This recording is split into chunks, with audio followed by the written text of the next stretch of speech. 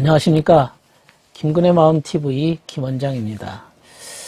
창세기 39장 또 40장을 쭉 보면 요셉이 감옥에 갇혔다는 이야기가 등장합니다. 요셉이 감옥에 들어갔어요. 감옥은 뭐 자기 마음대로 활동할 수가 없는 갇혀진 것이죠. 갇혀버렸습니다. 그 이유는 요셉이 자기가 섬기고 있던 그 보디발의 아내의 유혹을 받은 사건 때문에 그렇습니다. 보디발의 아내가 요셉을 유혹해서 요셉을 넘어지게 하려고 시도를 했습니다. 이것을 단지 그냥 사건 사고로만 보면 안 됩니다. 여기에 무슨 의미가 또 들어있는 것이죠. 이런 상황이 의미하는 것은 요셉, 그러면 그 사람은 선한 마음으로 인생을 살려는 그런 사람입니다. 선한 마음에 대한 소원을 갖고 있는 사람입니다. 그런데 이 세상적인 여자, 보디발의 아내, 이 보디발의 아내라고 하는 의미는 사실은 이기심을 상징합니다. 이기심, 자기 욕심, 감각, 정욕, 이런 이기심을 가지고 이기심이 선한 마음을 향해서 유혹을 한 겁니다. 뭐 선하게 살 필요 있냐? 네 마음대로 살면 되지, 이기적으로 살면 되지, 우리 욕심대로 살면 되지 않느냐라고 자꾸 요구를 하는 것이죠. 성경에는 뭐라고 얘기합니까? 너희는 이 세대를 본받지 말고 하나님의 선하시고 기뻐하시고 온전하신 뜻을 따르라. 그게 성경 말씀이죠. 하나님 뜻을 따라야 되는데 이기심이라고 하는 내 마음의 보디발이죠. 내 마음속의 보디발이 내 마음속의 선한 요셉을 향해서 유혹을 합니다. 이게 내 마음의 투쟁이라고 말할 수 있어요.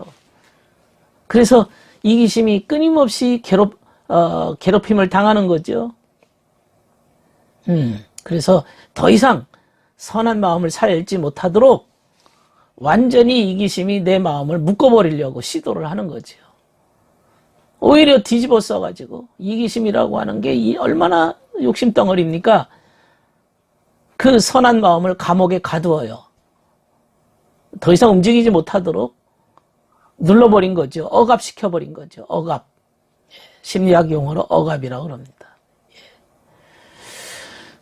그 말은 다시 말하면 내 머릿속에 기억 속에는 이제 머물지만 선하게 살아야 되지 하는 마음, 생각은 있지만 행동은 못하는 거죠. 시도는 못하는 겁니다. 그게 바로 요셉이 감옥에 갇혔다는 얘기입니다. 내 마음의 세계로 비유하자면 기억 속에 머물러 버리는 거죠. 그렇지만 하나님께서는 요셉을 보호하십니다. 완전 소멸하지 않도록 지켜주십니다. 예를 들면 우리가 신앙생활 초기에는 하나님의 사랑을 깨닫고 주님 뜻대로 살겠습니다 하면 기도를 하면서 그런 그 믿음을 가지고 꿈을 가지고 살아보려고 시도해 보았지만 시간이 갈수록 세상에 자꾸 빠져들어갑니다. 하나님에 대한 신앙은 잊어버립니다. 언제 내가 그런 기도를 했던가 합니다. 마치 요셉이 감옥 속에 있는 것처럼 주님을 향한 꿈, 주님을 향한 선한 마음을, 영적인 의미 다 감옥 속에, 기억 속에 가두어버리고 말았습니다. 이게 바로 이집트의 감옥입니다. 거기에 갇혀있는 요셉입니다. 내 마음의 요셉은 이집트의 감옥에 갇혀 있는 것이죠. 기억 속의 요셉입니다. 그러면 이제 더 이상 일어서지 못할까요? 거기서 주구장창 이제 죽을 때까지 그렇게만 있게 될까요? 그렇지 않습니다. 하나님의 섭리가 그 속에서 또 작동을 합니다. 제가 이제 정약용, 정약전을 이제 자주 말씀을 드리고 그분들을 좋아하는데 한번 이렇게 생각해 보았어요. 정약용은 그 강진의 유배 생활을 했고 그 다음에 이제 정약전은 강진보다도 멀리 떨어진 흑산도에 가서 유배 생활을 하거든요. 그 섬이 뭐 보통 먼 거리입니까? 근데 왜 이렇게 두 형제가 나뉘어져서 있었을까? 만약 정약전이라고 하는 인물이 강진에 있고 정약용이 흑산도에 갔으면 어찌 됐을까? 근데요, 제가 보니까 정약전이 흑산도에 가는 게 딱 맞아요. 왜냐하면 정약전이라는 사람의 성격상 그 사람은 좀 외향적이고 사람들하고 어울리는 거 좋아하고 사람들하고 막 이렇게 잡담하고 같이 노는 거 좋아하고 어울리는 거 좋아하고 어떤 신분의 그런 귀천 따지지 않고 그냥 같이 사는 거, 그걸 좋아하는 사람이에요. 그러니까 이 섬 사람들이 얼마나 좋아했겠어요. 나중에는 막 못 가게 막 감시하고 있었어요, 이분들을. 그러니까 이제 동화된 거죠. 동화되기에는 섬이 딱 좋은 거죠. 야, 이걸 보면서 그런 유배마저도 하나님의 섭리상 하나님이 섭리 가운데서 인도하신다, 그런 생각이 딱 들었어요. 하나님의 섭리적 신앙은 우리가 감옥 속에만 갇혀 있는 것이 아닙니다. 그래도 선에 대한 애착, 선에 대한 바람을 매일의 삶 속에서 계속 꿈을 꾸고 있는 거죠.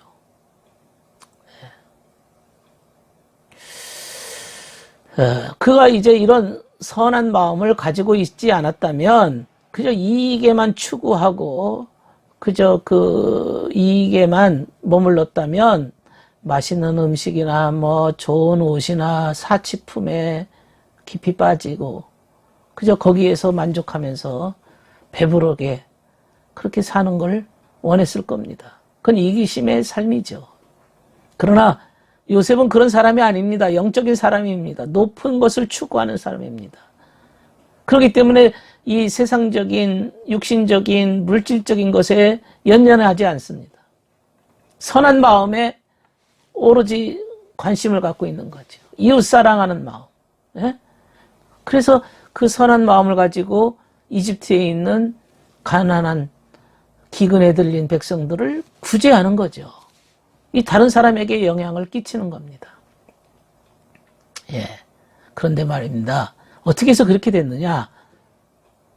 요셉이 감옥에 들어가서 꿈을 해석해 줍니다. 시종장이 둘이 들어왔습니다. 하나는 술잔 올리는 시종장이고 하나는 빵을 구워 올리는 시종장입니다. 이 사람들이 다 이집트 왕의 종들입니다. 이 종들이 이제 감옥 안에 같이 있게 됐는데 그 요셉에게 자신들의 꿈을 가지고 해몽해달라 부탁을 해요. 그러니까 요셉이 하는 말이 꿈 해석은 하나님께 속한 일이다. 하나님께 속한 일이다. 이렇게 얘기하면서 꿈을 말해봐라. 그래서 술잔 올리는 시종장이 포도주를 만들고 주인의 잔에 이렇게 붓는 꿈을 꾸었고 빵을 구워 올리는 시종장은 빵을 주인의 식탁에 올리기 전에 마침 새들이 와서 바구니의 빵을 빼앗아 가는 꿈을 꾸게 되었다. 이겁니다.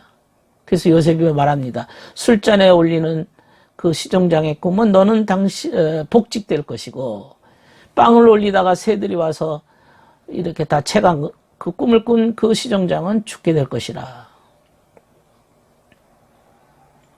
예.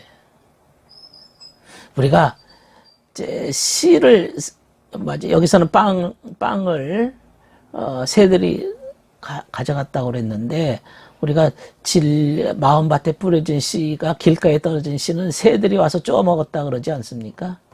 예. 새들이 빵을 훔쳐가는 것 같이 훔쳐가는 거죠. 예.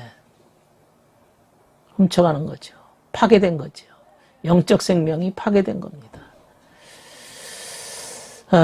우리가 이제 이게 새들이 다 이렇게 진리의 씨앗을 이렇게 쪼아 먹는 것처럼 여기 나오는 시종장의 빵을 새들이 와서 채가는 것처럼 우리가 이게 빼앗기면 안 돼요. 여기서 나오는 새는 거짓 사상이거든요. 거짓 사상에 빼앗기면 안 됩니다. 끊임없이 요셉이가 선을 사모하고 바라는 것처럼 시종장에게 예언했던 것처럼 선을 향하는 마음, 미래의 청사진을 우리가 그려야 될 것입니다. 이 작은 사건 속에서도 그것이 입증되는 것입니다. 오늘 요셉의 감옥에 있었던 사건에 대해서 생각해 보았습니다. 이 요셉의 사건을 보면서도 인간 세상사에 우리가 어떤 마음을 가지고 살아야 될 것인가를 우리에게 가르쳐주고 교훈하고 있는 것이다. 이렇게 생각이 됩니다. 들어주셔서 감사합니다.